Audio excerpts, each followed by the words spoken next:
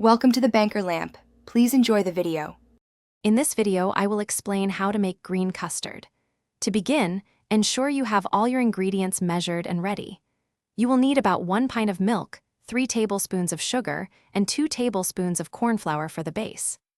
Don't forget your green coloring, whether it's natural spinach juice or a few drops of food dye, plus a lovely flavoring like vanilla or peppermint. Now, let's create that smooth custard base.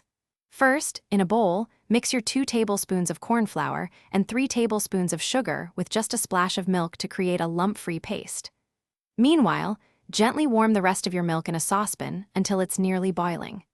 Then, slowly pour the hot milk into your paste, whisking continuously to ensure everything is perfectly blended.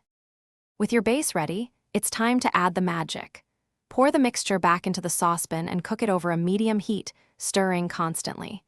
This continuous stirring is key to preventing lumps and achieving a beautifully smooth texture. Once it thickens to your liking, remove it from the heat. Now, stir in your green coloring and 1 teaspoon of flavoring until evenly distributed.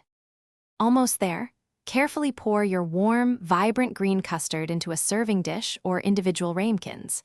To keep it perfectly smooth, press plastic wrap directly onto the surface before chilling. Let it cool in the refrigerator for at least 2 hours, allowing it to fully set.